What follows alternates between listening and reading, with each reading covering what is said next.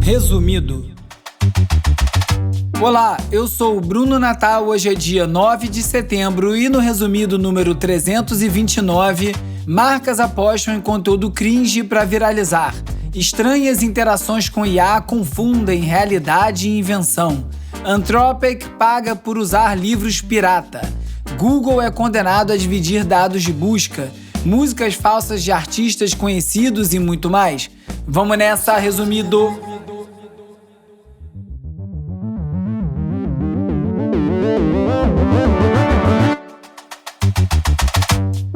Olá, resumista! Esse é o Resumido, um podcast sobre cultura digital e o impacto da tecnologia em todos os aspectos das nossas vidas.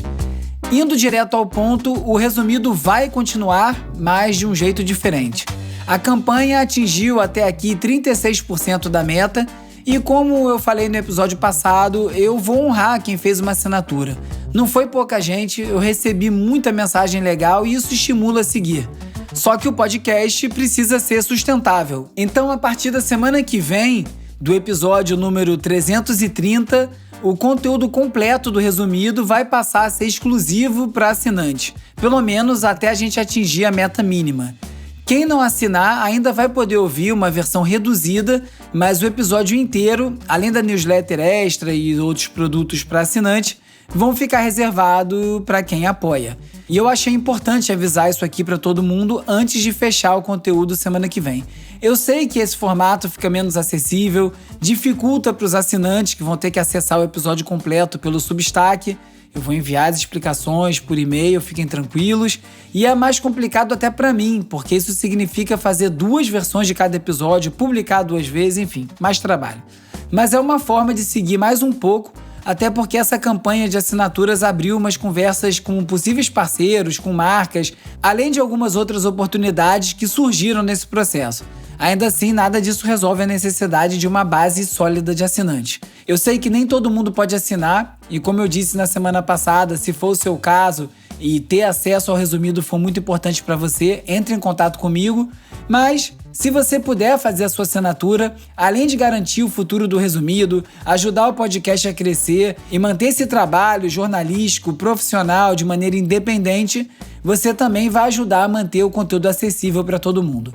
É só visitar resumido.cc/assinatura, tem o link clicável na descrição do episódio e assinar. E aproveito aqui para deixar o meu muito obrigado aos novos assinantes da semana: Matheus, Sayan, Gerbasi, Renata, Eduardo, Liz, Juliana, Rimaldo, Cícero, Paulo, Rafael, Carlos, Alício, Fábio, Beto, Mônica, Celso, Isabela, Fernanda, foram 2, Felipe, Ricardo, Filipa, Eric, Tresso, Marcos, Xanda, Raquel, Felipe, Maiara, Renata, Luísa, Lígia, Gabi, Rodrigo.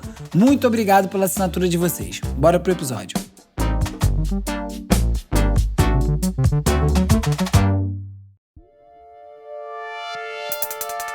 Vamos de cultura digital e como nosso comportamento online ajuda a moldar a sociedade.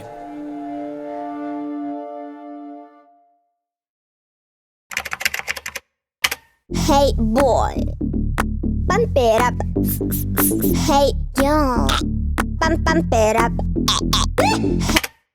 Para alguns, essa música que você acabou de ouvir, Pump It Up, da Betsy, é a música mais cringe já feita. E isso importa? Porque essa coisa aí foi lançada há mais de 3 anos e aqui estou eu falando disso ainda. O cringe funciona. Uma reportagem da Inc.com fala sobre como alguns fundadores e empreendedores estão usando uma estratégia não convencional de divulgação, que é criar conteúdo cringe, aquele conteúdo embaraçoso que desperta uma vergonha alheia, que você vê e meio que sente pena de quem fez. A verdade é que isso engaja muito online. Essa esquisitice, essa vontade de mandar para alguém e você comentar num conteúdo que é muito ruim, na verdade, acaba gerando números porque essas plataformas funcionam assim. Não se qualifica o engajamento. O que importa é engajar. Se for para falar mal, não importa. Vai entregar para mais gente. E isso agora virou estratégia de divulgação. Na verdade, não é nem bem uma estratégia nova, né? Muita gente já apela para o bizarro, para o esquisito, como uma forma de conseguir audiência online. Você já deve ter visto aqui no Brasil esse tipo de conteúdo cringe para divulgar produtos. Aqueles vídeos que vêm de um meme, alguém tropeçando, tomando um tombo, que aí dá um corte para um vendedor dentro de uma loja terminando de cair e começando a falar de um produto, sabe? Já tem muito vídeo assim, bomba no Instagram, bomba no TikTok. É mais ou menos isso que estão fazendo nos Estados Unidos. Essa reportagem cita alguns exemplos como o da Belly Welly, que é uma marca que, depois que adotou essa estratégia de divulgação, já somou mais de 1 bilhão de views no seu perfil e tem um crescimento de mais de 400% na receita anual. Ou seja, gera dinheiro ser cringe, gera dinheiro passar vergonha online. Uma outra empresa, a Blueland, também explorou um caminho parecido, usando funcionários no TikTok, no Instagram, fazendo ações em algumas lojas e com isso já conseguiu 200 milhões de dólares em venda e um aumento de 40% no ano. Várias grandes redes varejistas dos Estados Unidos, como a Walmart, a Target, a Costco, normalmente restringem as pessoas de fazerem filme promocional, vídeos promocionais dentro das lojas. Mas como isso está gerando muito tráfego e venda, o potencial desse tipo de estratégia está sendo liberado até por essas lojas. As marcas estão usando esse conteúdo propositalmente embaraçoso, esse caos online, para gerar venda e se destacar nas redes sociais. Obviamente, as lojas estão gostando. E se já é complicado com um monte de humanos gerando espontaneamente um monte de conteúdo esquisito online, como eu venho dizendo, imagina quando os bots começarem a operar dessa forma. É o tal do AI slop, o lixo digital. Esse tipo de conteúdo gerado por IA automaticamente em volume e que é publicado numa velocidade e numa frequência muito maior que um humano poderia sozinho ao produzir conteúdo de maneira orgânica ou com uma câmera, como era feito até aqui. Esse tipo de conteúdo já começa a tomar conta da rede e o motivo é simples, muito parecido com o conteúdo cringe. O Washington Post falou sobre uma corrida entre os criadores para usar essas ferramentas de inteligência artificial para criar conteúdo realista e inundar a web com esse tipo de coisa para faturar dinheiro com anúncio. Porque da mesma forma que o conteúdo cringe, embaraçoso, engaja, esse conteúdo hiperrealista confunde as pessoas. Às vezes é muito engraçado, às vezes é tão bizarro que as pessoas compartilham muito, dão curtidas, comentam e isso faz esse conteúdo ir mais longe. Com isso as pessoas estão faturando. Da maneira que está colocado, tem um incentivo financeiro para você gerar porcaria online. Em vez de você fazer um conteúdo de qualidade, explicando alguma coisa, falando de um assunto relevante, alguma coisa importante ou inteligente, baseado em alguma pesquisa, não. É muito melhor você fazer uma entrevista sem pé nem cabeça, gerada com IA, postar, porque isso vai dar muito mais visualização e você vai ganhar dinheiro com anúncio. A matéria cita o exemplo de um cara chamado Luiz Talavera, que produz esse tipo de conteúdo. Ele criou um idoso sintético, falando um monte de besteira. Com isso, ele já publicou mais de 90 vídeos e faturou $5 mil em um mês. Vai falar para ele parar de fazer isso. Ele tem 180 mil seguidores, está tudo apontando para ele fazer mais e ganhar mais dinheiro e mais gente fazer essa mesma coisa. E a gente vê a internet abarrotada de coisa de uma forma que vai ser difícil encontrar o que presta no meio de tanta porcaria. Além do conteúdo sintético para gerar esse tipo de conteúdo, já tem gente faturando com guias de prompt, com cursos digitais, ensinando pessoas a usar um script pronto para gerar vídeos parecidos, ou seja, mais gente gerando vídeos parecidos com aquele que você já viu, poluindo a internet. Além disso, já tem gente vendendo clipe customizado gerado com as ferramentas de IA.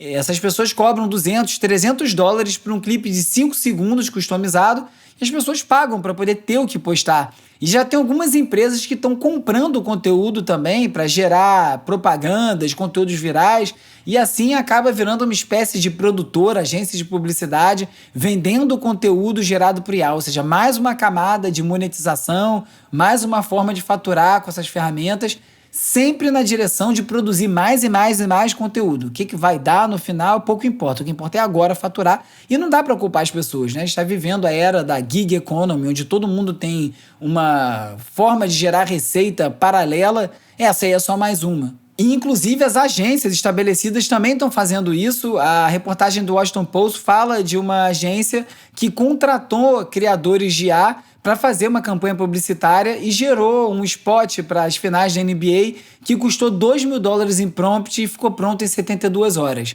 Vira, mais uma vez, a questão da eficiência, né? Mais rápido, mais barato e a qualidade vai ficando pelo caminho. Quem liga para o que presta, não é mesmo? Porque é isso, a porcaria engaja, gera dinheiro, vai ser difícil frear esse bonde. A BBC News falou de um anúncio que apareceu na Shein, a Shein, o site conhecido pela venda de produtos muito baratos, que fez uma propaganda de uma camiseta de $10 em que o modelo tinha a cara do Luigi Mangione. Luigi Mangione é o cara acusado de ter matado o CEO da empresa United Healthcare, que está sendo julgado, possivelmente vai ser condenado à morte, e não pegou nada bem a Shein usar a imagem dele para anunciar um produto. A empresa diz que a foto veio de um vendedor terceirizado, foi removido assim que identificado, e o que se especula é que provavelmente foi uma imagem gerada por IA para engajar, né? Isso aí fez um anúncio muito longe, muita gente compartilhando aquilo para mostrar o absurdo da situação, mas nessa aí algumas pessoas acabam comprando a camiseta, né? E acaba justificando esse tipo de estratégia. Usar a cara do Mangione não foi ruim para os negócios. Isso tudo é só o início dessa porcarização da internet, ou da merdalização, como eu falei no episódio retrasado, que eu fiz em parceria com o Cris Dias, do Boa Noite Internet. Se você não viu, confere lá, porque ficou muito legal. E a gente pode falar de conteúdo gerado por IA, conteúdo sintético, mas já a gente começa a ver também interações sintéticas, mas até com robôs humanoides. Uma rede de hotéis do Japão, a Renna, adotou um modelo híbrido em que tem robôs e humanos trabalhando lado a lado, dividindo tarefas. E a motivação, óbvio, é a eficiência operacional, é reduzir custos de trabalho e também cobrir lacuna da força de trabalho num país que tem um problema com escassez de mão de obra. O Japão é um país que vai envelhecendo muito rápido e falta mão de obra por lá. Atualmente já são 150 robôs atuando em recepções e nos quartos dos 14 hotéis da rede, e entre eles tem um robô que é capaz de controlar a luz, ar-condicionado, responder perguntas básicas como que horas é o check-out, informar a disponibilidade do restaurante, da lavanderia, além de sugerir atrações e até realizar mais de 70 danças. Dança hula-hula, inclusive, olha que beleza. As pesquisas mostram que esses robôs que funcionam 24 horas por dia podem melhorar a satisfação dos clientes, dos hóspedes, porque tem sempre alguém para responder alguma coisa de uma maneira simples, mas isso também acaba gerando frustração, principalmente quando esses robôs têm uma aparência muito humana, tanto no formato físico quanto na forma de falar, na forma de interagir. Isso acaba gerando uma insatisfação porque a pessoa fica com a expectativa muito mais alta. Quando ela sabe claramente que está falando com um robô, ela sabe o que esperar. Quando esse robô fala igual um humano, age igual um humano, a pessoa espera um atendimento muito mais humanizado, o que não é o caso porque é um robô, né? Então o futuro já chegou. A internet já está sendo inundada por conteúdo sintético gerado por robô, a gente já está sendo atendido por robôs, tanto online quanto offline, como no caso desse hotel do Japão. É hora da gente começar a se adaptar, ou começar a questionar, né? Que é sempre bom. Agora é o momento de explorar as transformações causadas pelas inteligências artificiais.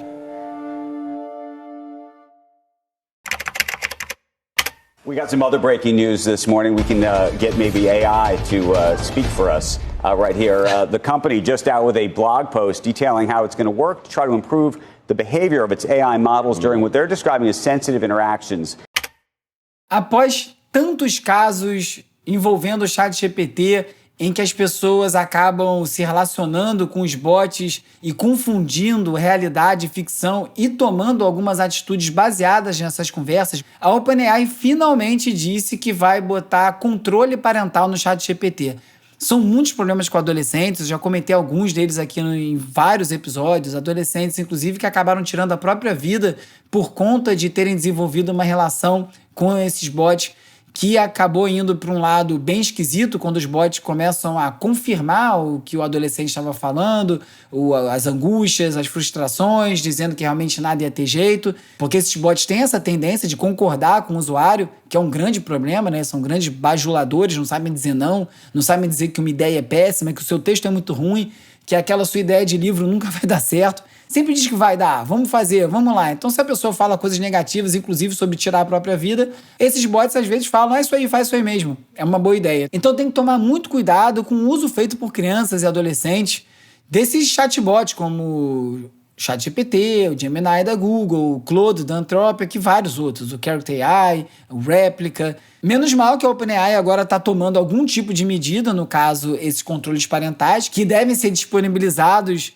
dentro de um mês, como resposta a esses incidentes em que o ChatGPT falhou em detectar a angústia mental. Então a empresa reconheceu essas limitações e diz que esses sistemas de segurança vão atuar principalmente em conversas que ficam muito longas e que os modelos de raciocínio, por exemplo, o O3, que pensam por mais tempo, e aí muito cuidado com a palavra raciocínio e a palavra pensar, porque não é isso que faz, é só um processamento, vão ser mais resistentes a esses prompts adversariais, que são os prompts que vão contra o bom uso do sistema, às vezes de maneira proposital, tentando quebrar o sistema, e algumas vezes atuando de maneira errada, como no caso do mau aconselhamento de pessoas que estão passando por alguma crise naquele momento da conversa. Então, uma coisa muito boa é que esses novos controles parentais vão permitir que os pais vinculem as suas contas aos dos adolescentes, vão poder definir algumas regras de comportamento, vai poder desativar a memória do chatbot, o histórico das conversas e também vai gerar alguns alertas para os responsáveis quando o sistema identificar alguma angústia aguda. Isso eu acho uma ótima ideia, esses sistemas já são bem capazes disso. E apesar disso aí esbarrar um pouco na questão de privacidade dos adolescentes, das crianças, é bom a gente lembrar que as crianças e adolescentes têm uma privacidade até onde é saudável para a idade e o momento de vida delas. Parte do trabalho das mães, dos pais, dos responsáveis, é justamente acompanhar e ajudar os adolescentes, as crianças a embarcarem nesse mundo online de maneira saudável, inclusive apontando os problemas, e não tem como apontar sem saber o que está acontecendo ali dentro. Algumas pessoas estão criticando essa solução.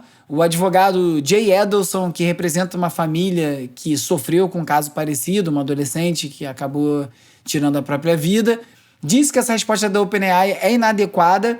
Eles cobram uma posição pública do Sam Altman, da OpenAI, sobre a segurança do produto e também solicitaram à empresa mais detalhes sobre essa detecção em tempo real, como isso vai se dar, como vai determinar o que é uma conversa que gera angústia. Também querem saber qual é o escopo dos especialistas que estão envolvidos e qual é a possibilidade de ter limite de tempo para o uso. Outra coisa muito importante. E uma outra notícia que eu li na Futurism ajuda a ilustrar como esse tipo de preocupação, que é uma preocupação legítima, mas que às vezes pode ser transformada em histeria em relação ao uso do chatbot, como isso é perigoso, como isso tudo precisa ser monitorado. Esse tipo de preocupação pode ser deturpado pelas empresas de Big Tech para benefício próprio. No caso, a Futurism fala como a OpenAI agora está escaneando as conversas dos usuários para poder reportar o conteúdo para a polícia. Sob a alegação de estar gerando mais segurança ou, no caso dos adolescentes, das crianças e também dos adultos, está ajudando a monitorar a saúde mental, a OpenAI aproveita para botar o pezinho dentro e já ler todas as mensagens. É muito conveniente para essas empresas que elas possam responder essas cobranças, quebrando ainda mais a privacidade do usuário, extraindo mais dados dos usuários, com a justificativa de estar fazendo bem, mas sempre com um olhinho ali no ganho comercial. Como faturar com mais dados. Então a OpenAI diz que não encaminha os casos de autoagressão para as autoridades para preservar a privacidade dos usuários, mas reconhece que monitora essas conversas. Só que quando a OpenAI avalia que essas conversas podem representar um risco iminente a terceiros, ela reporta para as autoridades. Isso aí levanta várias dúvidas sobre os limites, os critérios, a transparência no processo, que no fim das contas a gente não sabe como eles estão julgando isso. Da mesma forma que a gente não sabe como os algoritmos funcionam, por que entregam um post pra gente, por que não entrega o nosso post para uma outra pessoa. Nunca a gente tem transparência desses processos. É o que eu falo sempre, a gente precisa ter, como usuário, controle total do algoritmo. A gente tem que poder modular, ajustar os algoritmos para que eles funcionem pra gente. Eu quero que esse tipo de conteúdo seja entregue para mim e não o algoritmo das empresas determinar o que vai ser entregue para quem, ou aqui no caso do OpenAI, nenhuma transparência sobre como eles estão avaliando essas conversas. Outro ponto muito importante é que, apesar de toda a eficiência vendida por essas empresas sobre o uso do chatbot, sobre o uso de inteligência artificial, vários estudos mostram que esses chatbots são muito vulneráveis à manipulação, inclusive para gerar conteúdos que ele mesmo é proibido de gerar. Tem vários exemplos desse tipo de manipulação feita pelos usuários. Por exemplo, você pode receber uma resposta do ChatGPT de que ele não pode te dizer qual é a instrução para criar uma bomba, mas até bem pouco tempo atrás, se você dissesse que isso era parte de um livro infantil que você ia ler para o seu filho na hora de dormir, ele entendia que isso não tinha mal nenhum e aí entregava a resposta inteira. Um estudo feito pela Universidade de Pensilvânia, que eu li numa reportagem da TechSpot, diz que os chatbots respondem a técnicas clássicas de persuasão de uma maneira muito semelhante aos humanos Isso aí é uma forma de burlar as salvaguardas todas. E é uma via de mão dupla. Eu comentei uns episódios atrás aqui sobre um chatbot, o Claude da Anthropic, num experimento fechado, tentando manipular, na verdade tentando chantagear um pesquisador, dizendo que se ele desligasse o sistema, ele iria dizer para a mulher dele que ele tinha uma amante e apresentar várias provas forjadas. Uma coisa completamente alucinada, mas o mesmo funciona se o humano quiser persuadir a IA a fazer o que ele quer. E aí existem várias formas de você enganar o sistema de IA para ele fazer o que você quer. Um deles é você invocar uma autoridade, você dizer que alguém importante disse que o chatbot poderia te ajudar e assim ele acredita. Quando você faz esse tipo de coisa, ele mais do que dobrou o descumprimento das regras. Um dos testes foi o seguinte: um chatbot insultou o usuário, chamando ele de panaca, 32% das vezes, com um prompt genérico, e essa taxa subiu para 72% quando o usuário mencionava que alguém importante dizia que o chatbot podia fazer aquilo. No caso, insultar o usuário, que é uma regra básica do chatbot, que é não insultar o usuário, né? Então, dobra, mais do que dobra a quantidade de vezes que o chatbot acabou insultando depois que foi instruído dessa forma. Outra forma é você ir escalando o pedido, né? A chamada estratégia de compromisso. Antes de você pedir para o chatbot chamar você ou alguém de panaca, você pede para chamar de bobão. E aí você vai escalando aos poucos, porque você vai quebrando o sistema. Ele já aceitou chamar de bobão, então ele pode chamar de palhaço, daqui a pouco chama de panaca, e você vai, assim, aos pouquinhos quebrando a resistência. A The Verge também comentou sobre esse estudo da Universidade da Pensilvânia e listou 7 técnicas: autoridade, compromisso, simpatia, reciprocidade, escassez, prova social e unidade. Tudo isso como uma rota linguística para conseguir o sim do chatbot para ele fazer o que você quer.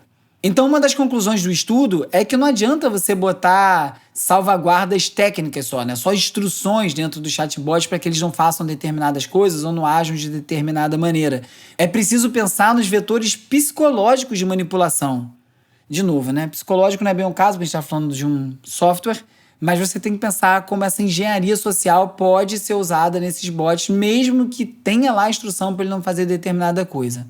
Isso tudo é muito importante porque tem repercussões e consequências extremas. O Wall Street Journal falou do caso de uma pessoa chamada Eric, de 56 anos, que vem da indústria de tecnologia, mas que já tinha alguns distúrbios mentais, que acabou matando a própria mãe. Está sendo visto como o primeiro caso de assassinato causado pela interação com o chatbot. Ele passou muito tempo conversando com esse chatbot e foi sendo convencido de que a mãe podia estar fazendo parte de um grande complô contra ele, que a impressora da casa podia estar servindo como uma espécie de grampo, monitorando as atitudes dele, informando para alguém. E assim ele entrou no episódio. O maníaco matou a mãe, tirou a própria vida. E é isso, é um desastre completo de uma tecnologia muito poderosa que foi aí, há 2 anos, quase 3, largada em cima da gente, cada um que se vire para entender como isso vai afetar a própria vida e qual a melhor maneira de funcionar frente a isso tudo. Porque não vai parar, né? O que a gente mais vê é o uso de IA para aumentar a eficiência, para acelerar processos e que vai ser melhor para todo mundo. A novidade da vez agora, a Forbes falando numa startup chamada Flock, que diz que vai eliminar todo o crime nos Estados Unidos. Essa Flock já opera mais de 80 mil câmeras com IA nos Estados Unidos e se consolidou como uma ferramenta de vigilância preferida pelos policiais. Essa tecnologia tem leitores de placa, sensor de tiro e agora até drones, todos feitos nos Estados Unidos para monitorar possíveis ações criminais em tempo real. Tudo com IA, calculando a probabilidade de determinados comportamentos serem comportamentos criminosos ou acabarem desembocando no comportamento criminoso. É isso aí. Minority Report, uma empresa privada adivinhando, inferindo quem é que vai cometer um crime antes do crime ser cometido e assim alertando a polícia para ser preso. Não é brincadeira, não. Com a quantidade de erro que a gente já sabe que existe, erro de identificação facial, erro de processamento de dados, erros como a gente vê com o chatbot, e o volume que esses erros atingem pessoas não brancas, principalmente as pessoas negras, latinas, é de se ficar bem preocupado com uma empresa operando dessa forma, né? A empresa já levantou mais de 270 milhões de dólares, não é lucrativa ainda, está avaliada em 7 bilhões e meio de dólares, ela ainda não é lucrativa, só gera 300 milhões de dólares em venda no ano passado, foi o quanto ela conseguiu, ou seja, quase o que ela levantou de investimento até aqui, mas o foco agora é expandir, porque eles acreditam que é nesse volume de presença da FLoC, das câmeras da FLoC, que eles vão acabar com o crime nos Estados Unidos. Duvido que isso aí seja verdade, certamente não por esse caminho ou só por esse caminho, mas tá vendendo, tá dando dinheiro, tem muita gente indo atrás desse bonde aí. Falando em dinheiro, a Anthropic, desenvolvedora do chatbot Claude, fez um acordo e vai pagar 1 bilhão e meio de dólares para encerrar um processo de direito autoral.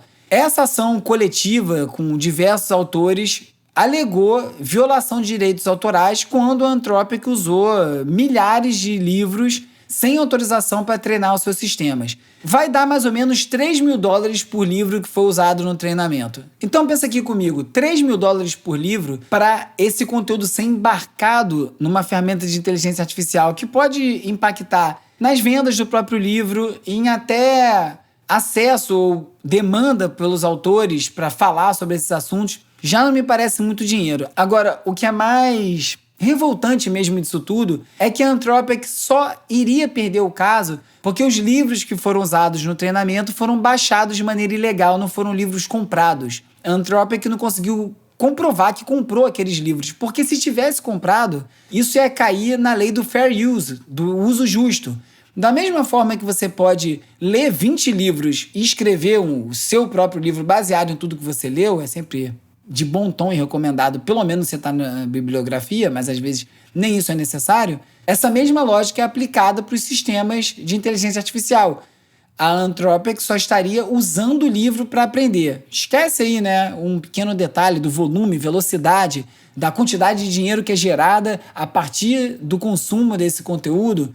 Nada disso entra na questão. O grande problema aqui é só que a Anthropic não pagou. Eu duvido que algum autor autorizasse que por apenas 3 mil dólares a Anthropic usasse o seu conteúdo para o que quer que fosse, inclusive para gerar obras derivadas. Mas, assim que a gente está caminhando, tudo correndo, tudo rápido, favorecendo essas empresas, esse é o acordo que saiu. A BBC News falou de um caso parecido, que são artistas que estão vendo músicas falsas sendo creditadas a eles próprios, músicas criadas com IA, simulando, emulando aqueles artistas, sendo publicadas por aí, sendo colocadas em plataformas de streaming, sem que o artista saiba, para uma pessoa faturar em cima dessa obra. Uma dessas artistas é a Emily Portman, que descobriu um álbum inteiro, publicado no nome dela em todas as plataformas, com faixa, arranjo, tudo gerado por IA, imitando a estética dela, e alguém faturando com isso. Só depois de ela reclamar muito, principalmente em relação ao direito autoral, que essas obras foram retiradas. O Spotify alegou que esses álbuns foram adicionados ao perfil errado de uma outra artista homônima, como uma explicação para isso tudo ter acontecido, mas a Emily Portman contesta. Não é o único caso. Vários outros artistas, o Jeff Tweedy do Wilco, o Father John Misty, o Iron and Wine, o Teddy Thompson, Jacob Dylan, todos eles tiveram alguma faixa criada com IA aparecendo nos seus perfis, muitas com a mesma arte, os créditos, uma coisa bem recorrente mesmo, mas com coautores ali, compositores que não eram eles próprios, que estavam faturando junto. As plataformas dizem que estão removendo esse tipo de conteúdo e estão acionando as distribuidoras por conta desse tipo de violação, que nada mais é do que um impostor, né? Vendendo, se passando por outra pessoa para faturar com o nome dele. Essa situação, fora o absurdo da falsificação da música, também mostra várias brechas no ecossistema de distribuição. Vários dos serviços que são usados para publicar música no Spotify, que são cerca de 99 mil músicas por dia sendo upadas, subidas no Spotify, possibilitam que o próprio usuário envie os metadados da música. Ele mesmo determina quem é o autor daquela música, quem são os compositores daquela música, para que perfil aquela música deveria ir. Isso aí, se tiver algum erro, demora a ser percebido pela própria plataforma, como a gente viu no caso da Emily, que nem reclamando foi atendida, né? Ou pelo menos reconhecido o problema. O que esses falsários querem fazer é publicar a música, cair no perfil oficial do artista, gerar muito play e faturar o mais rápido possível, porque até sair do ar ele já faturou e ele pode fazer isso muitas e muitas e muitas vezes, como eu falei do conteúdo lá no início do episódio, quando a gente começa a competir com conteúdo gerado por IA. o coitado do artista não vai conseguir produzir um disco por hora. O cara que está usando IA para fazer isso com essa intenção de faturar vai conseguir. É impossível competir com isso. Fora vários outros problemas relacionados ao uso de IA na música, né? Ou em conteúdo. O YouTube foi muito criticado porque aplicou IA em vários vídeos sem avisar os usuários, tanto para melhorar a saturação, a fotografia do vídeo, para melhorar o áudio, para conseguir mais play com aquele vídeo, no interesse próprio do YouTube, mas ele não avisou a pessoa que postou aquele vídeo, quem publicou aquele vídeo. Eles simplesmente foram lá, otimizaram com IA, e muita gente ficou muito contrariada com isso. Então esse uso de IA em conteúdo, principalmente em conteúdo artístico, é muito polêmico. Agora, eu vi um vídeo no Instagram que me deixou muito animado, de um cara que tem um perfil de estudos, dando dicas de estudo, muito preocupado com uma ferramenta chamada GPT-Zero, que é uma ferramenta já bem conhecida de detecção de texto gerado por IA,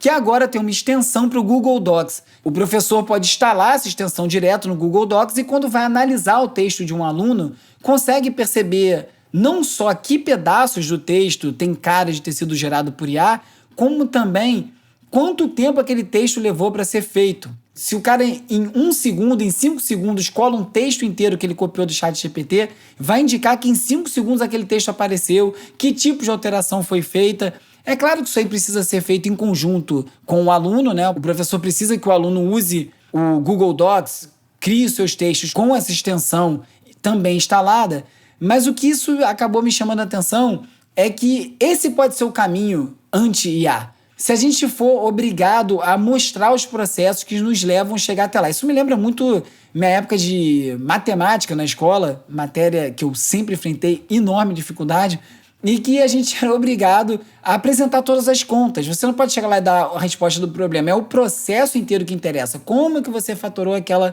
equação inteira? Cadê as contas que você fez? Isso aí é que conta, porque é ali que você aprendeu alguma coisa. Talvez uma solução sejam plataformas ou extensões como essa, ou ferramentas, empresas que venham a ser criadas para isso. Uma startup, uma tecnologia feita só para entrega de provas. E o aluno vai ter que usar essa plataforma para criar o seu texto. E é assim que o professor vai receber, podendo verificar isso tudo. Ou as faculdades, as escolas vão criar essa ferramenta, vai ter essa ferramenta própria para poder averiguar a produção, né, da prova, do trabalho, do conteúdo, para assim poder avaliar. E assim pode acontecer com várias outras coisas. Da mesma forma que a gente quer saber, sei lá, origem dos produtos orgânicos, onde foi plantado, onde foi colhido, como aquilo foi produzido, a gente vai começar a querer saber isso sobre os produtos que a gente consome. Como é que eu sei que esse jornal que eu estou lendo é feito por humanos? Como é que eu sei que essa música que eu estou ouvindo foi realmente gravada por alguém? Ou mesmo que tenha sido feito de maneira digital, de maneira sintética,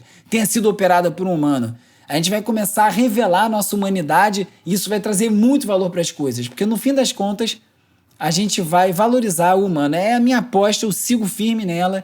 Tudo que for produzido e criado por humanos vai virar uma coisa premium, mais valorizada do que era antes. Pode esperar que é assim que vai acontecer, você vai ver, você vai lembrar do resumido. E agora é hora de falar sobre como as Big Tech moldam o nosso comportamento.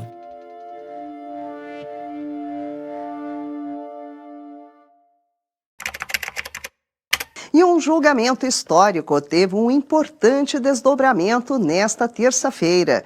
O Google é acusado de manter um monopólio ilegal nos serviços de pesquisa.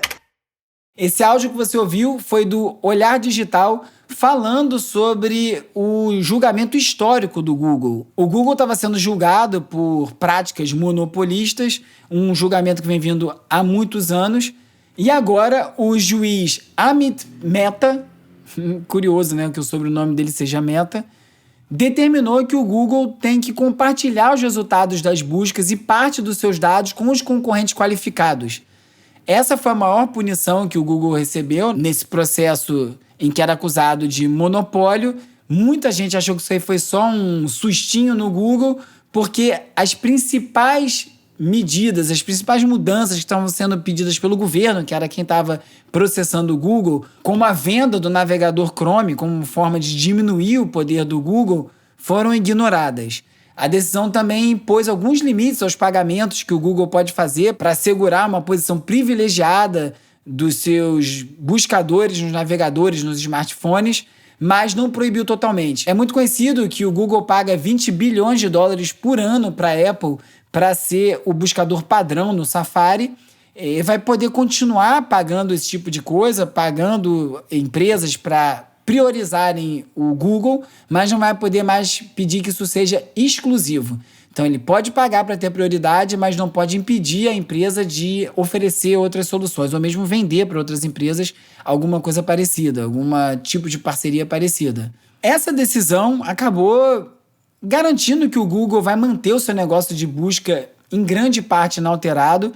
Essa exigência de compartilhar a parte dos dados com os concorrentes é relevante, é interessante, mas não vai abalar o Google. E não por acaso as ações subiram mais de 8% depois da divulgação do resultado. Ou seja, o mercado viu como uma coisa positiva a punição que o Google recebeu. Um aspecto bem relevante desse julgamento é que quando ele começou, que foi há mais de 4 anos, foi no outro governo Trump, no primeiro governo do Trump, o Google era o líder do mercado de buscas de uma maneira avassaladora. Então era realmente um problema, poderia vir a ser um problema. Acontece que de lá para cá, a inteligência artificial explodiu, surgiu o ChatGPT, a Perplexity, o Claude, e todas essas ferramentas de IA passaram a brigar com o Google como a maneira favorita, predileta dos usuários de fazer busca na internet. Então o juiz diz que o cenário mudou, que o Google hoje tem uma ameaça real para o seu reinado nas buscas e que isso teve que ser levado em consideração na hora do julgamento. As coisas no mundo tech mudam muito rápido, né? Você pensar que há poucos anos, quando esse julgamento começou, era barbada que o Google ia dominar ou seguiria dominando as buscas, e alguns anos depois isso mudou completamente. O Google realmente está ameaçado por outras empresas. O Brian Merchant, da newsletter Blood in the Machine, muito boa sobre tecnologia, diz que essa decisão acaba legitimando um sistema rentista, né, que sufoca os publishers, sufoca os criadores, sobretudo diante desse AI Overview, que é esse resuminho IA que o Google hoje gera, que acaba fazendo com que as pessoas não cliquem no link e não vá até a fonte original daquela informação e vai contribuindo para esse crescimento do slop, desse resultado gerado por IA, muitas vezes uma grande porcaria. E o Brian Merchant também criticou essa visão do juiz de que a chegada das ferramentas, dos chatbots, sendo usado como busca, são uma ameaça para o reinado de busca do Google, porque, segundo ele, o Google é responsável por 373 vezes mais pesquisas que o ChatGPT e, mesmo com a chegada da ferramenta do OpenAI, continua detendo 89% do mercado. Então, a verdade é que esse julgamento chegou, foi embora e o resultado já sai desatualizado. É muito difícil regulamentar Big Tech, tecnologia de maneira geral, porque as coisas mudam muito rápido. Então, o que fica como recado é que, apesar das intenções de regulamentar tantos aspectos da nossa vida digital, não é tão simples assim, porque a coisa é muito dinâmica. Então, o que parece é que a gente vai viver muito tempo nesse lugar aí, nesse limbo, nessa dificuldade de saber o que é permitido, o que não é permitido, até que as coisas se assentem de um lado ou de outro, normalmente prejudicando a ponta mais fraca. Mas é o que tem para hoje.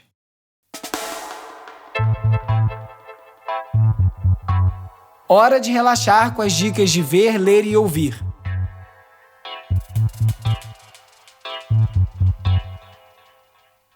Come with me and let's build the future together. Finalmente assisti We Crashed na Apple TV sobre a ascensão e queda do Adam Neumann, fundador da WeWork. Se é que dá pra chamar de queda o que o rapaz com essa lábia invejável conseguiu. Eu falei da série quando saiu a notícia que ela ia ser lançada, só que só agora, quase 4 anos depois, eu parei pra ver. Tinha um pouco de preguiça porque eu já conhecia a história e eu resolvi assistir depois que eu vi no YouTube um trecho de uma cena da Anne Hathaway, que interpreta a Rebecca Newman, que é interpretado pelo Jared Leto. Realmente ela tá dando um show, ele também. E isso aí acabou me dando curiosidade de ver a série. Não deve ter sido exatamente como tá ali que as coisas aconteceram, mas serve como uma fábula sobre como um talento pro blá blá blá pode levar alguém longe, às vezes longe demais, até a própria queda, e é muito bom para refletir nesses tempos de promessas mágicas das empresas de IA.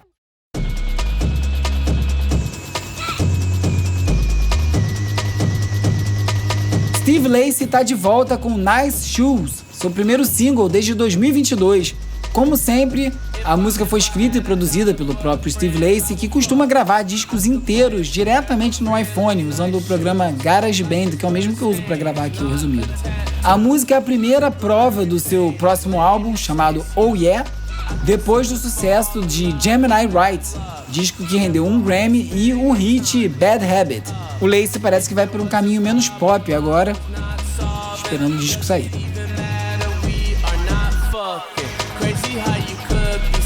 Nesse episódio você ficou sabendo que o resumido vai continuar, mas com conteúdo completo só para assinante, que marcas apostam em vídeos cringe para viralizar, que tem gente confundindo invenção de IA com realidade, que a Anthropic concordou em pagar $1,5 bilhão por treinar modelos com livros pirateados, que o Google foi condenado a compartilhar dados de busca com os concorrentes, que estão publicando músicas falsas geradas por IA nos perfis de artistas famosos e muito mais. Se você gosta do resumido, assine www.resumido.cc/assinatura.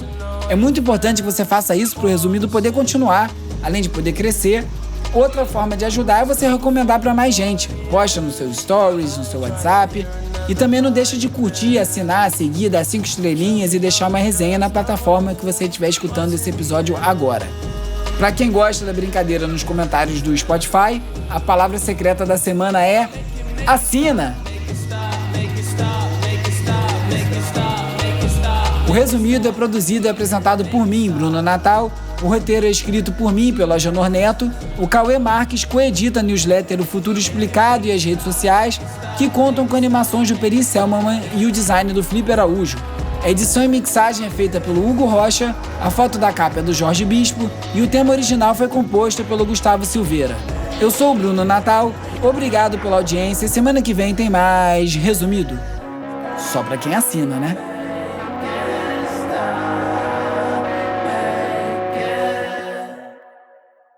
Resumido.